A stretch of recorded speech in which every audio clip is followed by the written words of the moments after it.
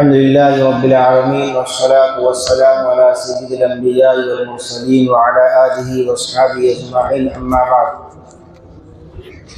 मेरे मोहतरम बुजुर्ग और भाइयों, अभी आप हजरात ये जो तलबा हाफिज हुए हैं उनका कुरान पाक सुन रहे थे।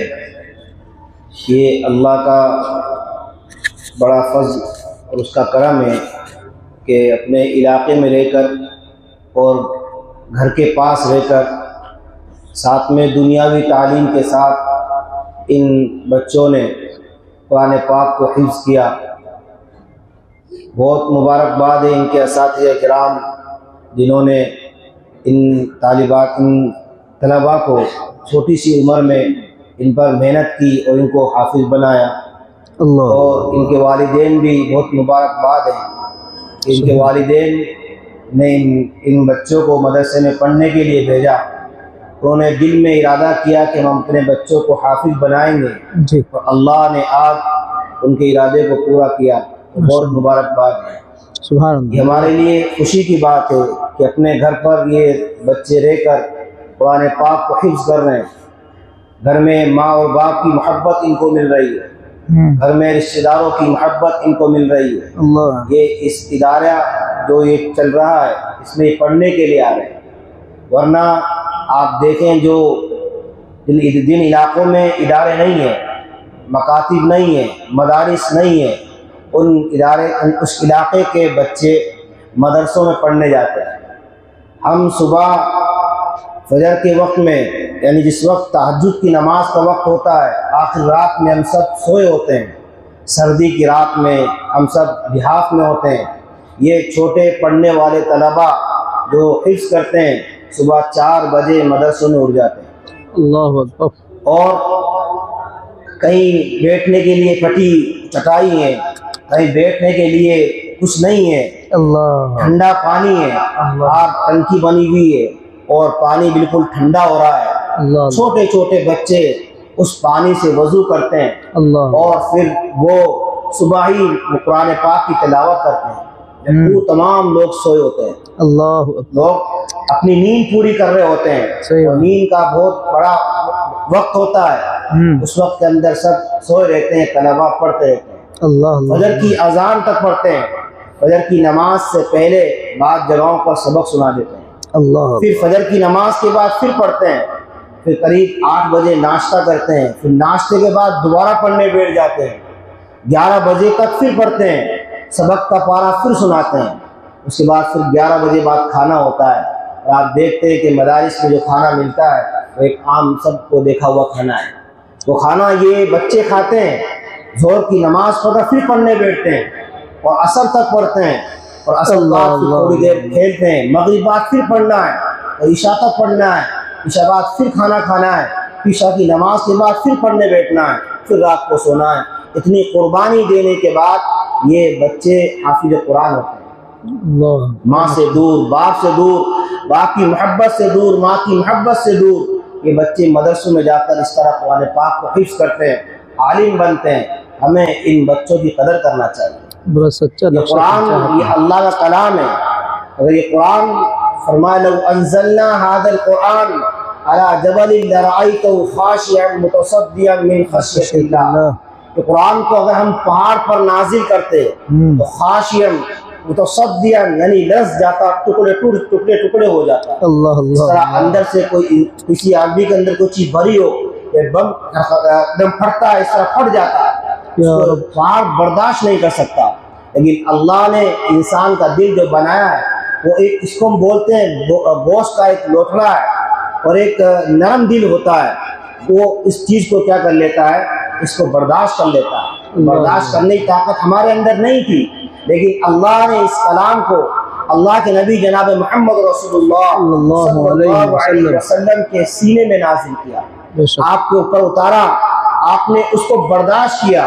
फिर अल्लाह के नबी सल्लल्लाहु अलैहि वसल्लम बहुत नरम मिजाज थे, आपका दिल बहुत नरम था। दीन के मामले में आप सख्त थे, लेकिन आप दूसरे मामले में बहुत नरम मिजाज थे। तो आप जो नरम मिजाज थे, तो आप उस नरम मिजाज की बदौलत आपने क्या किया, कि आपको कुरान दूसरों तक आपने पहुँचाया तो वो कुरान क्या होगा, नरम होगा। अल्लाह। और उस लोगों ने उसको बर्दाश्त किया। ये कुरान जो अल्लाह का कलाम है, वो माँ बाप बड़े खुशनसीब हैं जिनके बच्चे हाफिज कुरान हैं। उनको यानी क़यामत के दिन यानी उनको नूर का ताज पहनाया जाएगा। आपने कई जगहों पर देखा होगा कि जिसके 11 बच्चे हैं, 10 बच्चे हैं, बच्चियां हैं, वो सब हाफिज कुरान हैं। अल्लाह अल्लाह, सब हाफिज कुरान है। जितने बच्चे हाफिज हैं उनको उतने ही नूर के ताज पहनाए जाएंगे। उनको उतने ही नूर के ताज पहनाए जाएंगे।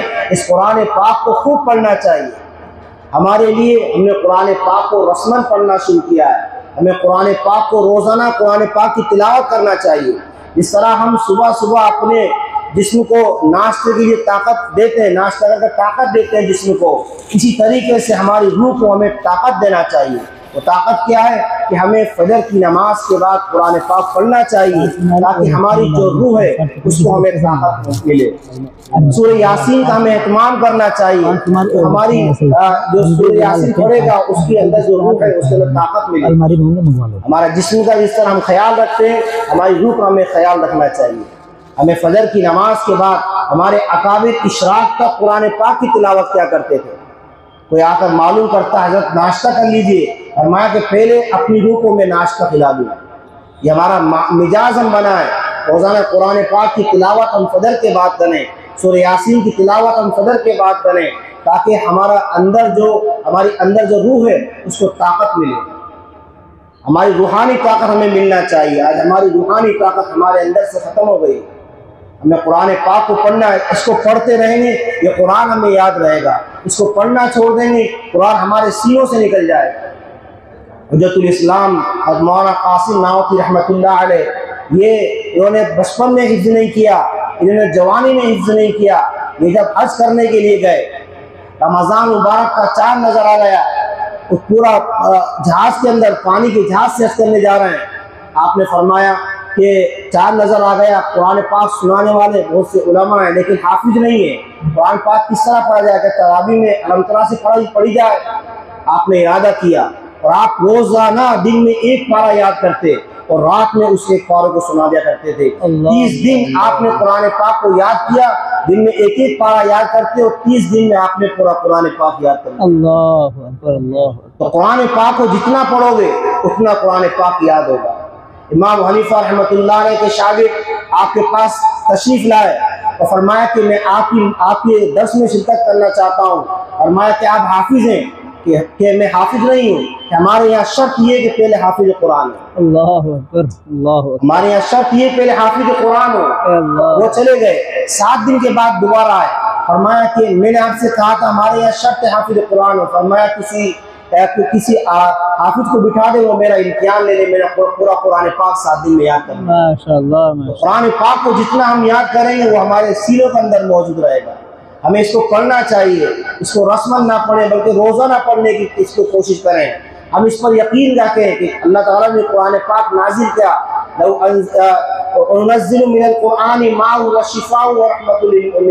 जो कुरान पाक को पढ़ता है अल्लाह ताला उसको शिफा अता फरमाते हैं। अल्लाह ताला उसको शिफा अता फरमाते हैं। हमारी नियत दुरुस्त हो, हमारा यकीन कुरान पाक पर हो, हमारा यकीन अल्लाह की ज़ात पर हो। तो ये कुरान पाक हम पढ़ेंगे तो कुरान पाक के ज़रिए से अल्लाह ताला हमें शिफा अता फरमाएगा। तो कुरान पाक को हमें रोज़ाना पढ़ना चाहिए। और हमारे घर में जितने बच्चे, हम वो कोशिश करें कि हर बच्चा हमारा हाफिज़ कुरान हो। हमारे घर में बच्चियाँ हैं उनको हम कुरान पाक की तालीम दिलाएं, कुरान पाक की हाफिज़ा उनको बनाएं। एक तालिबा स्कूल में पढ़ने वाली बच्ची, डबल MA की हुई बच्ची, वो आई और मदरसे में आकर कहती कि मैं हाफिज़ कुरान बनना चाहती हूँ। तो कहा कि आपकी उम्र बड़ी है, हम छोटी बच्ची को हम दर्जा हिफ्ज़ के अंदर लेते हैं। तो फरमाया कि आप आलिमत का कोर्स कर ले। नहीं, मैं पहले हाफिज़ कुरान बनूंगी। मशवरा किया कि हम आपको देख लेंगे, अगर आप 1.5 महीने में अगर आपका नतीजा सामने आ गया तो हम आपको रखेंगे। उस बच्ची ने 7 महीने के अंदर कुरान पाक हिफ्ज़ कर लिया। 7 महीने के अंदर कुरान पाक को हिफ्ज़ कर लिया। तो अपनी बच्चियों को भी कुरान पाक हम हिफ्ज़ कराएं, उनको भी याद कराएं, उनको कुरान पाक कम से कम नाज़ा तो पढ़ाएं, ताकि हमारी बच्चियां भी कुरान पाक को पढ़ें, उस पर अमल करें, उसको सीखें। हमारे बच्चों को भी हम हाफिज़ बनाएं। अब ये बच्चे बड़े मुबारकबाद है जो हाफिज़ बन गए। हाफिज के साथ साथ कुरान पाक को समझने वाले बनाए, इनको आलिम बनाए, इनको आलिम बनाए ताकि कुरान पाक के माने को समझें, उसके अंदर गौर व फिक्र करने वाले ये बने और उसको नमाज में जब पढ़े तो समझे कि मैं नमाज में क्या पढ़ रहा हूँ। जो मैं कुरान पाक की तिलावत कर रहा हूँ, रमज़ान में कुरान सुना रहा हूँ, तो जो मैंने आज सूरह बकरा पढ़ी उसके अंदर अल्लाह ने क्या फरमाया, उस पर मुझे किस तरह अमल करना चाहिए। तो ये जो आलिम होते हैं वो उस कुरान पाक को समझने वाले बनते हैं। जो हाफिज बन गए उनका दौर जब मुकम्मल हो जाए तो मुकम्मल होने के बाद हम उनको आलिमत की क्लास में डालें ताकि वो आलिम बन जाए। तो हमें अपने बच्चों को कुरान पाक की तिलावत का, जो बच्चे हाफिज हो गए उनको माँ बाप की जिम्मेदारी के रोज़ाना उनको कुरान पाक पढ़ने के लिए कहें। बहुत सारे बच्चे हमारे इलाके में जो हाफिज कुरान हो गए उन्होंने दौर भी निकाल लिया, लेकिन वो कुरान पाक से जुड़ नहीं रहे और माँ बाप ने उनको कारोबार में लगा दिया, वो काम करने लग गए तो वो कुरान पाक से दूर हो गए। अल्लाह अल्लाह, कुरान पाक सुना भी नहीं सकते हैं। तो हम यहाँ असातिज़ा ने उन पर मेहनत की और मेहनत कर उनको पढ़ाया और आप माँ बाप ने मेहनत की, रोज़ाना पढ़ने के लिए भिजाया, तो वो बच्चा हाफिज कुरान हो गया, लेकिन उसको घर में माहौल नहीं मिला, बाप की सख्ती उसको नहीं मिली। बाप को चाहिए कि बच्चे को हर साल कुरान पाक को सुनवाए रमज़ान के अंदर और कहे बाप कि आप कुरान सुनाएं। अगर जगह नहीं मिलती मस्जिद में, अपने घर में इंतजाम करें, चाहे 5 आदमी उसके पीछे खड़े होकर तरावी पढ़ ले, लेकिन कुरान पाक हर साल सुनाना जरूरी है। कुरान पाक एक साल नहीं सुनाओगे दूसरे साल सुनाने में बड़ी परेशानी होगी, 2 साल नहीं सुनाओगे तो फिर आपको तीसरे साल में बड़ी परेशानी होगी। इसलिए वालिदैन की जिम्मेदारी, जिनके बच्चे हाफिज हो गए तो कुरान पाक उनको सुनवाएं। अगर आप बच्चे नाबालिग हैं तो आप उन बच्चों को जो हाफिज कुरान पाक सुना रहे हैं घरों में या मस्जिद में उनके पीछे खड़े करें ताकि वो बच्चे उनका कुरान पाक सुने तो वो भी दौर निकालें। वरना आप देखेंगे बहुत सारे हाफिज हैं जो बेचारे वो माहौल से दूर हो गए और वो अलग हो गए और वो कुरान पाक नहीं सुना पाते, धीरे धीरे कुरान पाक उनसे दूर होता निकलता चला गया। हमें इस कुरान पाक की कदर करना चाहिए और हमें इन बच्चों की हौसला अफजाई करना चाहिए। मुझे अफसोस इस बात पर हुआ, अभी अल्हम्दुलिल्लाह कितने सारे बच्चों ने किसने नात पढ़ी, किसने तकरीर की अच्छे अंदाज में, लेकिन हमें इनकी हौसला अफजाई करना चाहिए। हम 10 रुपये 50 रुपये अगर इन बच्चों को देते तो ये बच्चे खुश होते और ये बच्चे आपको दुआएं देते। अल्लाह वाले बुजुर्ग उनके दिमाग से किसी ने उनके सामने तारीफ की तो तारीफ की, बड़े आलिम ने तारीफ की तो उन्होंने उस तारीफ के बारे में कुछ नहीं कहा, तो फिर अल्लाह ने उनका इल्म को उठा लिया। तब उन्होंने अल्लाह की तरफ मुतवज्जे हुए, फरमाया अल्लाह ये क्या हुआ। फरमाया कि हदीस पाक में आता है कि जब कोई आदमी किसी की तारीफ करे तो या तो उसके मुंह में मिट्टी डाल दो। तो आपने तारीफ पर कुछ नहीं बोले तो फरमाया ऐसा करो, किसी मकतब में जाओ और मकतब में जाकर वहाँ के बच्चों से दुआ कराओ, वो अगर दुआ कर देंगे अल्लाह तुम्हें माफ कर देगा। अल्लाह अकबर। ये मकतब में जो पढ़ने वाले छोटे बच्चे हैं, ये दर्जा हिफ्ज़ में पढ़ने वाले छोटे बच्चे हैं, आप इनको मामूली ना समझें, ये अल्लाह के फरिश्ते, अल्लाह की मखलूक इनके लिए दुआ करती है, इनके लिए आखिरत की दुआ करती है। आप देखें कई मदारिस में देखा होगा आपने कि काला सांप जो बच्चों के सिराने नीचे निकल के चला गया, बच्चे के तखे के नीचे सांप बैठा हुआ है लेकिन बच्चों को कुछ नुकसान नहीं पहुंच रहा है।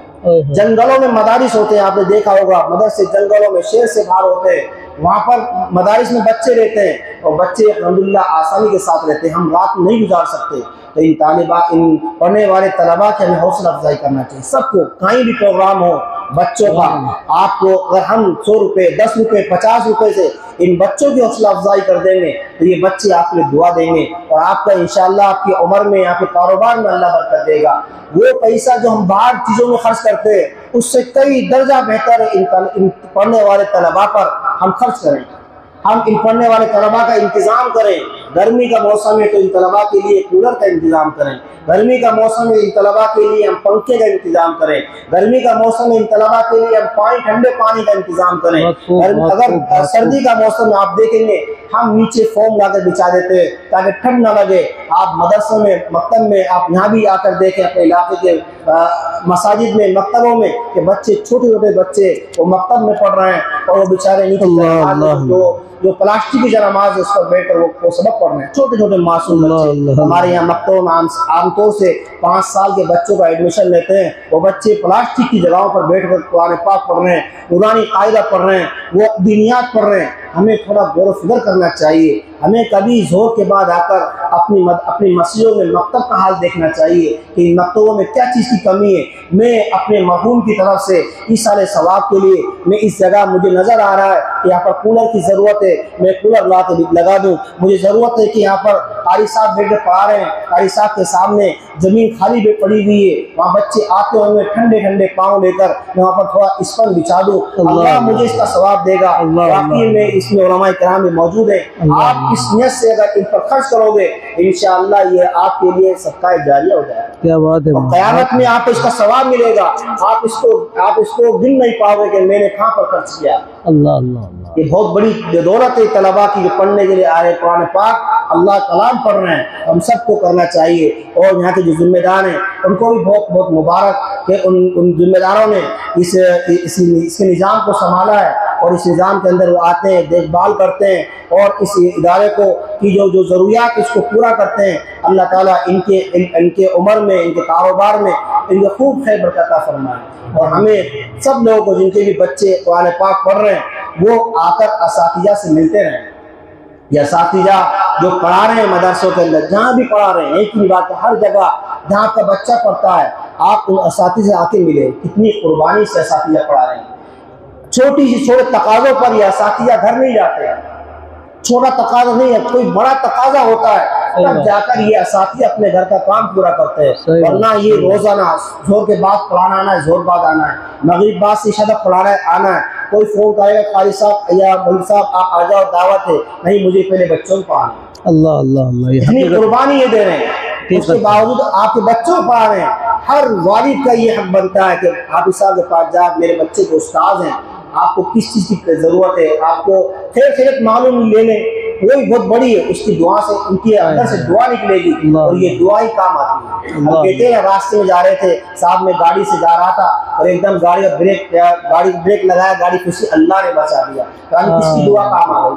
सुभान अल्लाह। ये कहते हैं किसकी दुआ काम आ गई, तो पता नहीं किस वक्त किसकी दुआ काम आ जाए। एक तो दुआ के लिए कहना कि आप मेरे दुआ करना, और एक दुआ लेना। दुआ करवाने में तो आदमी भूल जाता है, दुआ लेने के इंसान के दिल से बात निकलती है। तो हमें असातिज़ा से मिलना चाहिए, वाकई मुंतज़िमीन से मिलना चाहिए कि जो इस इदारे को चला रहे हैं कि भाई यहाँ पर मैं फला चीज़ देना चाहता हूँ, कोई चीज़ ज़रूरत हो तो आप हमसे बताएं, हम इंशाअल्लाह इसको पूरा करेंगे। कोई अगर असातिज़ा तनख्वाह के बारे में मसला है, बहुत सारी चीज़ें आप उनसे रब्ता करें। अपने इलाके हम बहुत अच्छा है अल्हम्दुलिल्लाह, जहाँ भी हमारे मसाजिदों में ऐलान होता है सबको देते हैं। और मसाजिद में, मकातिब में, मदारिस में अपने जो करीबी इदारा है, इलाका है, अपनी मस्जिद, अपने मकतब, हम यहाँ का भी जायज़ा लिया करें, यहाँ को भी देखा करें, यहाँ के असातिज़ा को संभाला करें कि यहाँ पर किस चीज़ की ज़रूरत है। अल्लाह तबारक व तआला हम सबको इन इदारों से, इन तलबा से पढ़ने की, मोहब्बत करने की तौफीक अता फरमाए।